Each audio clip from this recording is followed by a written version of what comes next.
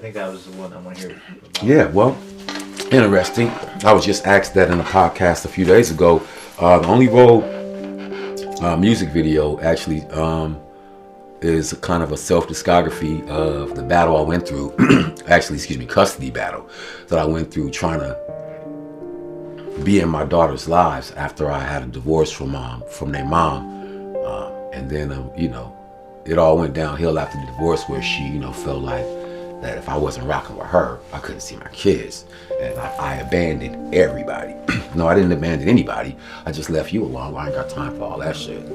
So I kept it moving, but that didn't have nothing to do with my kids. So the Only Road song and video kind of chronicalizes everything that goes on and that went on in that process. It talks about the court process. It talks about father's rights. It talks about some of my trials and tribulations and some of the things I faced trying to get through that situation. And it talks about it in detail in an intimate way. So if you haven't seen Urg7 Only Road, go to YouTube, pull up Urg7 URG7 all together, no space, and then space that out and put the Only Road. And it'll kind of take you behind the scenes, man, and give you a little glimpse into a chapter of my life, man, that I'm not proud of, man.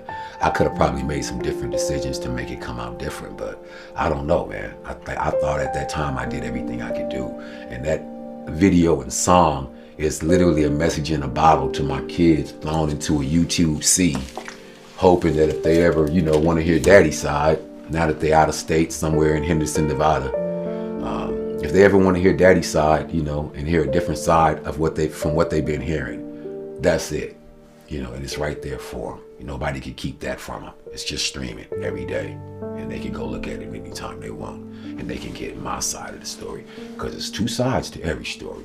You flip the coin, it's a heads and it's a tails. So it's an important video, man. And it wasn't so much of a song that I was trying to make for the radio or make for people. I made that for my shorties, man. I made that for my daughters, man. I made that for my seeds. So hit close to home. It's from the heart. And I hope you're not growing up to hate me. And I hope you're not growing up too angry. And I hope you don't fault me or blame me.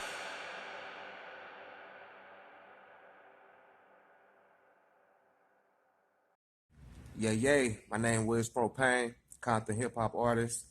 And I met Urg7 probably almost 10 years ago, man, just through the music. Both was performing at Honcho Promotion shows.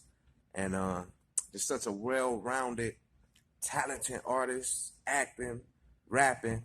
I mean, the guy does it all. Got an international fan base. So, shout out to Urg7, man. Keep smashing and keep shining, King.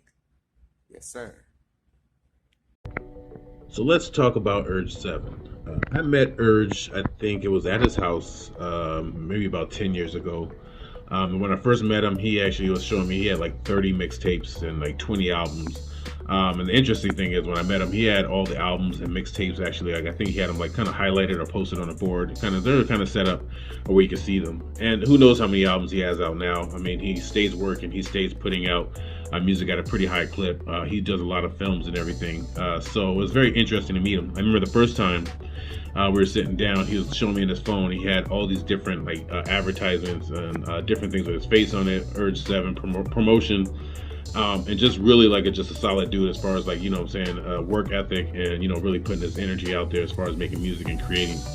So we fast forward, we're putting together the independent, and of course I had to go ahead and ask him if he wanted to be part of this independent series, just because his stories are so interesting. He starts off being signed, he goes ahead and he puts out his music at his own clip, like I said, independently. He has his own studio. When I first actually met him, he did have music in his studio. He was actually recording and things like that. And we shot a lot of the episodes of Independent at his house. He's just a kind of a solid dude like that.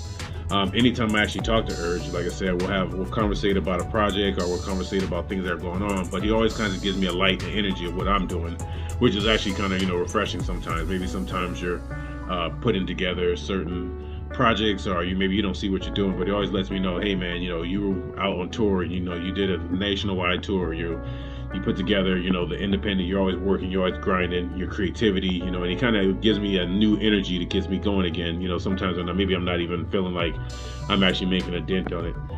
But his episode, I think, is one of my favorite episodes in independent because his story is so prolific, and he goes into depth. He really gives us some stuff that, you know, maybe people are not, you know, I guess maybe don't give up sometimes. You know, he's telling us about like family. He's telling us about recording. Telling what his drive is, you know, and a lot of times, you know, even in interviews, maybe some people keep things a little bit guarded. And one thing I know for Urg7 is never at a loss for words. Like I say, even with the rhymes, when having a conversation, you know, that's why I knew when I told him, hey, this is gonna be kind of a long form, long answer project, whatever. I knew I had no problem with that because he was going to give me the full answer in its detail, which makes his episode so compelling. Like I said, he's really giving up just really good information, really his struggles, his ups, his downs, the highlights, you know, and everything that happens in his episode with his. And I just thought he was kind of the embodiment of what it is to be an independent artist sometimes. You know, you persevere, you keep putting out projects, you keep making things happen. And that's kind of what Urg7 does. Like I said, even as he's putting out music, you know, it's always constantly coming. You always see him in a new film. You always see him maneuvering and kind of grinding forward. And even, like I said, I don't know what his day like, his day-to-day is like, but man, I'm telling you, when he's putting in work, you can tell he's putting in hours and hours, maybe days on days, maybe no sleep. You know, so it's just dope to actually highlight that and check out his episode. And like I said, I met him. He's a good friend. We do have music together. I don't know what happened to the music, though. I got to actually hit him up, man. So if you guys see him, go on his page and ask him, wait, what happened to that Mike the Middleman Urg7 compilation or the album you guys put together? But we do have some songs. Like I said, he came out for us for Knuckles. He played a pivotal part as far as, you know, being the boss's like sideman, you know, his right hand.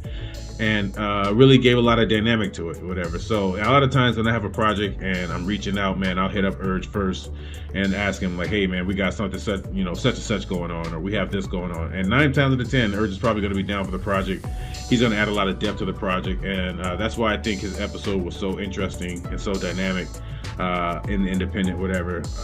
It was just dope, you know what I'm saying? So I just wanted to highlight how I met him, how he got on the show, and why he was the first episode. Like I said, I think he has a long, detailed story of what it is to be an independent artist, even as an actor or a musician or a producer or putting together projects. And I thought he would be the first one to launch that off, and even gives us a little personal side of things that he had to do as far as even music and creating, to reach out to his family and things like that is kind of, you know, maybe he doesn't have that kind of connection with. So I thought it was a dope episode, and I just wanted to kind of give an update on, you know, the things, all things Urg7, whatever. So if you get a chance, go check out Independent. It's on chaoticstyles.com, chaoticstyles.tv, and kind of take a deep dive into my man's story. Like I said, it's a super dope story, man. It's got his ups, his downs, might be a little tearjerker here and there, but Urg is, he's a storyteller, so he's definitely going to give you the answers and let you know exactly what's going on.